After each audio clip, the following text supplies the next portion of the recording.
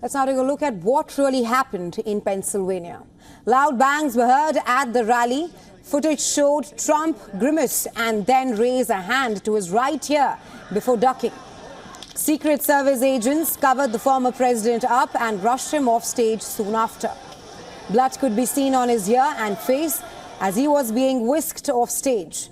Trump raised his fist and yelled back to the crowd. In a statement, the Secret Service has said that Trump is safe and that measures for his protection have been implemented.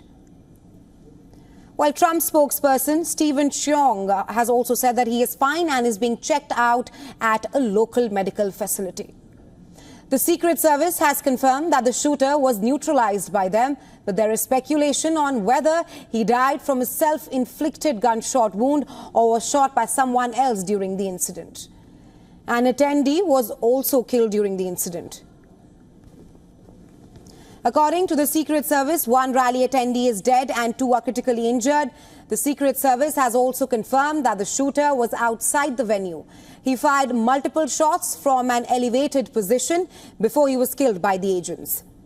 Multiple law enforcement officials have referred to the shooter as a sniper. According to law enforcement officials, the shooting is being probed as an assassination attempt. The rally was being held in Butler in the greater Pittsburgh region of Pennsylvania. The New York City Police Department has increased its deployment at Trump Tower and other locations around the city. The NYPD will also increase security at 40 Wall Street and City Hall. Trump Tower in Manhattan is also under the watch of the NYPD, even though Trump seldom visits his former residence. The incident came after a busy day of campaigning for both Trump and Biden. In an address from Delaware, Biden has condemned the shooting, saying there's no place in America for this kind of violence. Well, Biden added that he tried to get in touch with Trump, noting that the former president is with his doctors and appears to be doing well. While Trump has said in a Truth Social statement that he knew immediately that something was wrong. He said he heard a whizzing sound, shots, and immediately felt the bullet dripping through the skin.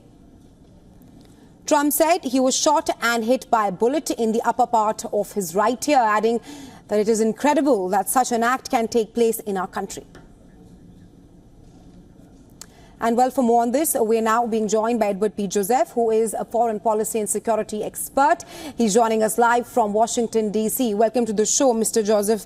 An unfortunate incident on the former U.S. President Donald Trump. The last time that we witnessed such an attack take place was in 2011 on Barack Obama. My question to you is, talk to us about the impact of the assassination attempt on Trump, and which comes a few months before the U.S. presidential polls, and perhaps what are its implications both for Trump and Biden? Yeah, it's quite a serious incident. I would say more than unfortunate. It's quite serious, obviously, for President Trump himself, and of course for the United States and for the political system, which is already highly charged. And this will only charge the atmosphere further in this highly polarized election season. So first of all, we have to say that we hope that former President Trump recovers fully from what is clearly now an assassination attempt. And we have to mourn the fact that there were fatalities at this incident in Butler, Pennsylvania, that at least one, apparently one innocent attendee, a bystander, was apparently killed along with the suspect shooter. So it's indeed quite serious. And then, of course, we have to reflect on the fact that Democrats, led by current President Biden, have swiftly condemned this assassination attempt and said that political violence has no place in our system. And President Biden has been echoed by Democrats up and down, including the governor of Pennsylvania, a Democrat, Josh Shapiro, also condemning uniformly Democrats. And President Biden has expressed his concern, and again, echoed by Democrats, for the welfare of former President Trump and his hope that he gets a full and speedy recovery. And there are some reports that President Biden has already spoken with former President Trump, and this itself would be significant and a step towards keeping the atmosphere from getting too charged. So that's where we are now. In terms of the implications for each candidate, they're starkly different. For former President Trump, as is the case, typically in such assassination attempts, very logically, very naturally, sympathy goes to the victim here.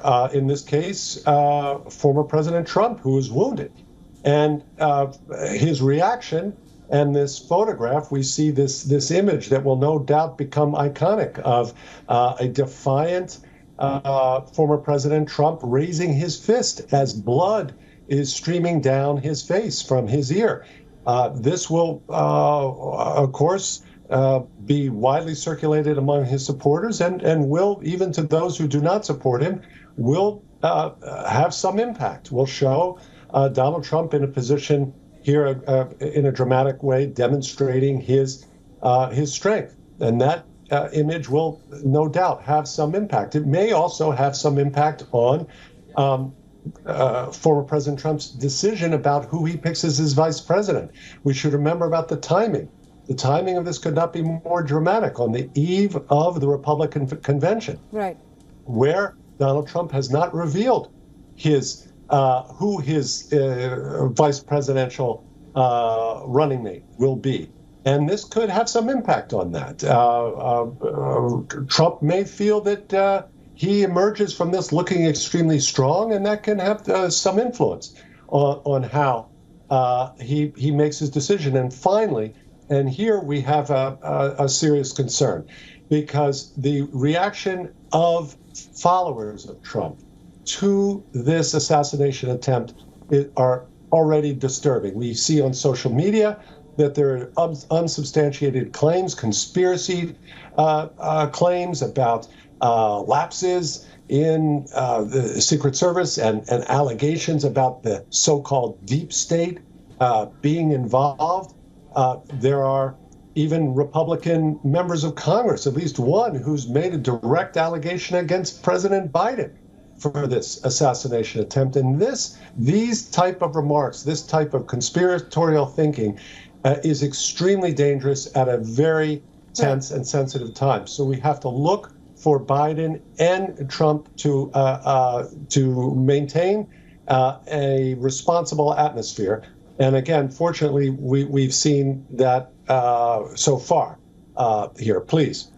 Right, Mr. Joseph, you're also a security expert. There has been no clear security plans for the Republican National Convention, which will take place tomorrow. Talk to us about the impact of shooting on that, and possibly the kind of security measures that was given to Trump by the security service, and perhaps how possibly was a weapon or firearm allowed to a rally with such high security?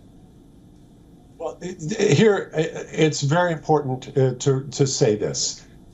We have to be very careful about speculating about any type of so-called security lapses here. What the job of law enforcement, now led by the Secret Service, but assisted by the FBI, and of course the Bureau of Alcohol, Tobacco, and Firearms, plus the state police there in Pennsylvania, is to get the facts and to get the facts out. And here, media have a very important role to be responsible about this and to not feed and traffic in rumor about so-called lapses and various speculation that can feed what we already see, these irresponsible allegations in social media. So that's very important. Obviously, when the name, the identity of the alleged shooter is released, that will be quite revealing. We'll know something about who was this individual. The journalists will be able to search his own social media postings to see who this person was, what the background was. But it's very important in an era where people traffic in these conspiracy theories and where this concept of the deep state is a part, a core belief of a number of followers of President Trump, we have to be extremely careful and responsible in discussing that. With respect to the Republican convention, there was already going to be high security. In this case, the very limited information that we have is that this shooter was apparently using a powerful long arm, potentially a AR-15, that has quite a significant range and may not have even been inside the rally itself. But again, that's early information. But if he was perched somewhere else, well, then, okay, he was not checked or screened for a weapon, which would go to some measure to explain that initial question about how could someone with a weapon approach. Maybe he didn't approach at all. But again, these facts, we should wait and allow law enforcement to get these facts out. But let me quickly pivot here to the implications for President Biden, which are very different from the implications for former President Trump. Again, whose recovery hopefully will be full and swift. But for President Biden, he's already under tremendous pressure among Democrats to step out of the race. And for President Biden to counteract these demands, he has gone on the offensive. He's had rallies in both Wisconsin and then just the other night, Friday night, in Michigan, where he has gone on the offensive. Why? He's gone on the offensive to show that he has the vigor, the stamina to run against and to defeat Donald Trump in the election. And secondly, he's done this so that he can demonstrate to the Democrats who are calling for him to leave that he can make the campaign about Donald Trump and the threat that Donald Trump poses for democracy, and not about Biden and his own deficiencies. And now this assassination attempt complicates that. President Biden has already pulled back, his campaign has pulled back his advertising, and he's going to have to pull back on, at least in the short run, on some of these punches, pull back on his punches, on his attacks on President Trump. And instead, we've seen an indication that President Biden will try, it appears, to present the importance of having a unifier, of unifying the country, someone who can bring the country together as opposed to dividing it. Please. Right, Mr. Joseph, of course, U.S. is in an election year, and earlier there were issues regarding Biden's age, and now we have witnessed that assassination attempt on Trump. But my next question to you is that talk to us a bit more on the Secret Service response here. The House Oversight Committee has called for Secret Service Director to appear for a hearing. What comes next in the investigation, and perhaps what is the idea behind summoning Secret Service by the Oversight Committee? Well, exactly. Now, this is precisely the point that I was getting at. The first question here is not to investigate the Secret Service. The first question here is for the Secret Service to investigate what has happened. That's what the immediate need here is. Law enforcement. And the investigation apparently is being led by the Secret Service, but the FBI and the Bureau of Alcohol, Tobacco, and Firearms, all of us, including the media, journalists, we're all waiting for the facts.